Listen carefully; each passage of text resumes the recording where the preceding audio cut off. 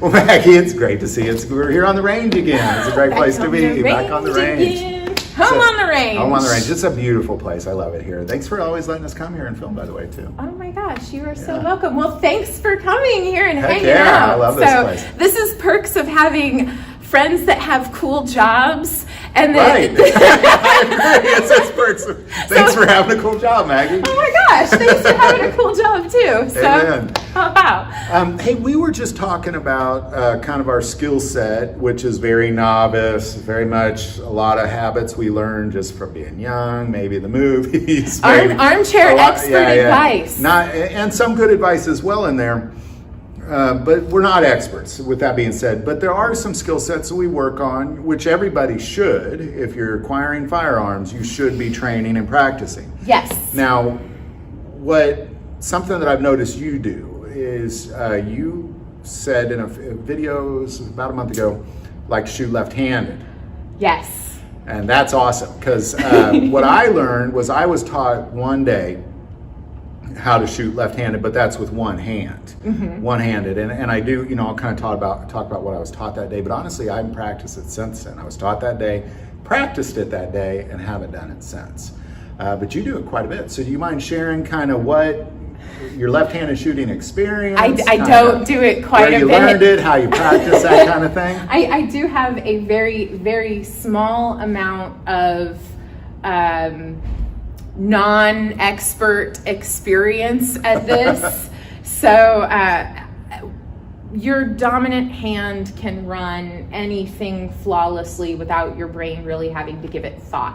When you are practicing with your non-dominant hand, you really actually have to give it thought and go through every single one of the steps. And because you are training at a novice level, all of a sudden, the advice that you have taken and disregarded throughout your entire life suddenly all comes rushing back, and you're like, okay, so now I have to put the game face on, and I have to think of every single step I take as I am squeezing that trigger. I am thinking about the laser focus of where your eyes are going to be, of lining up the sights to the target. You think about the structure and the strength of your grip.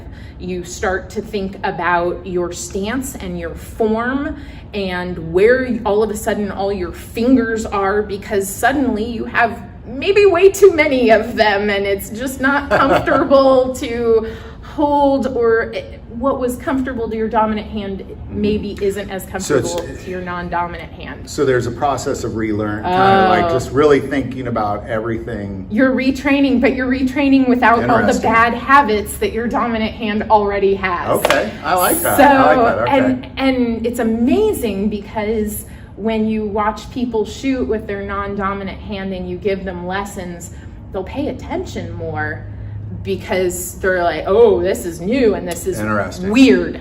It's weird. It maybe doesn't feel right. It's not comfortable, and they'll make all kinds of excuses.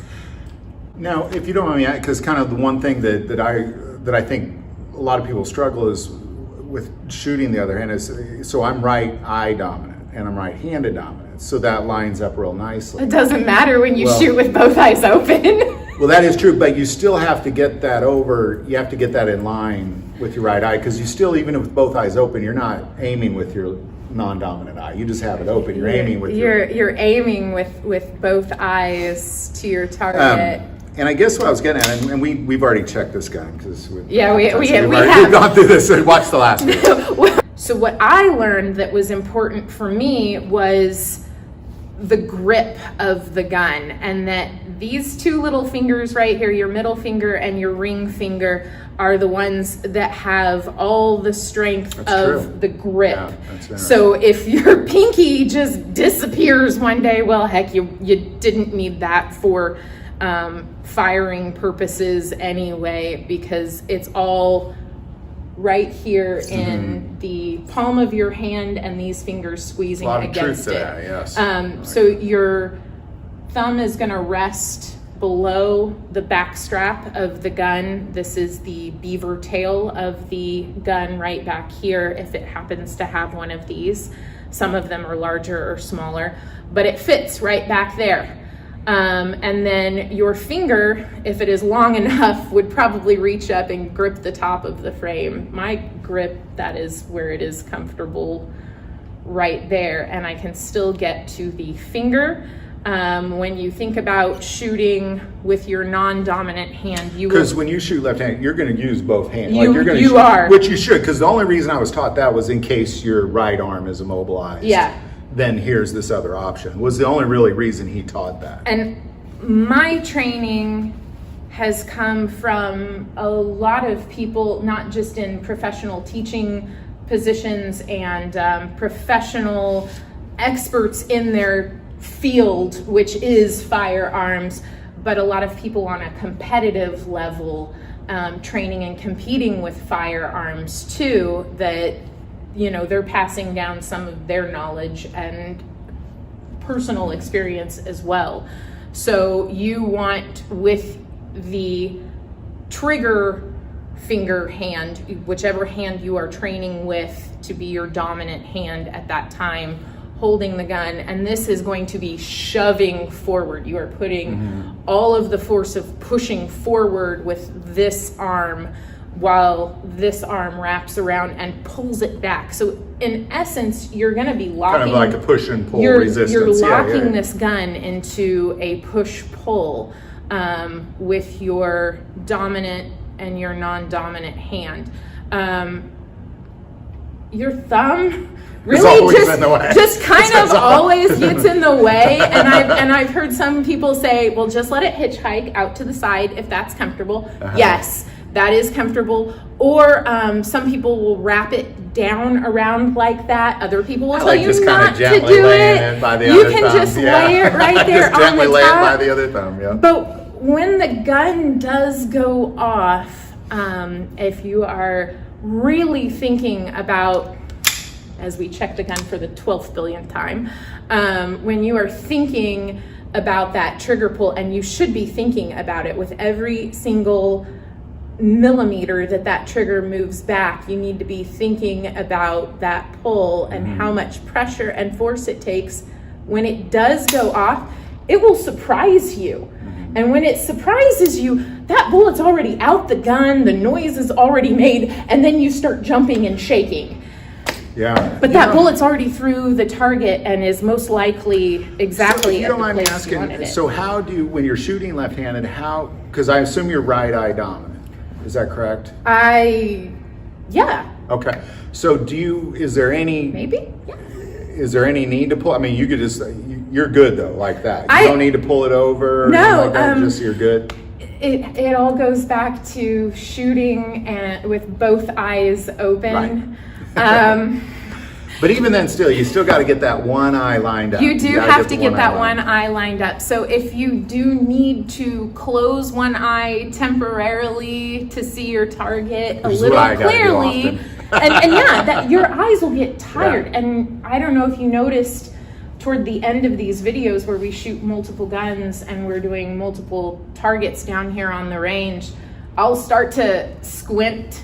I've caught myself. That's funny because I edit them all, so I haven't noticed it. Yeah. I know I'm doing it because I can feel myself doing it when I get tired. I will squint. So it takes practice. It does. Now, so really, so ultimately, what you're saying when it comes down to this, it's really more of realizing you're going to have to relearn. You are relearning. So you got to kind of pay attention to every little thing, kind of how you're gripping it, everything. Your grip. You're doing, as far as the grip, you're doing the opposite of what you normally would be doing, which does feel very, very awkward. Oh, it feels strange. And then paying attention to every little movement. Yeah. So and then just making sure you're lining up right the whole time that you're doing it. Yeah, that's really it is.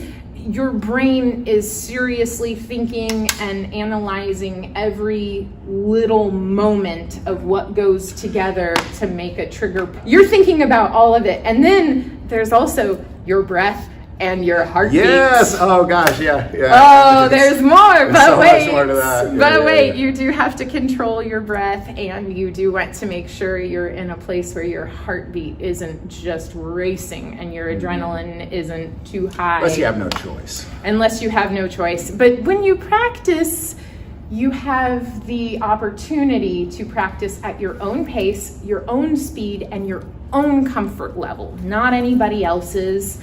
And some people will get comfortable sooner than others. Some people will be okay saying, yeah, I'm not quite there yet. I could use some more lessons and help. And those are usually, that's okay. That's a good great. place to be. Those are the people I want to hang out with, because Everybody that owns a firearm or is thinking about owning a firearm should be thinking, I'd really like to get more training and more help. yes. Everybody. Oh, yes. Even if this is your 50th year shooting competitively, you should find somebody that it can teach you something, and you should learn a little Oh my gosh. bit. Everybody should. And no one is too old or too young to learn this. This is knowledge that has been around for centuries, before our generations even existed. So, and it has been trusted to folks much younger than us and to folks much older than us too.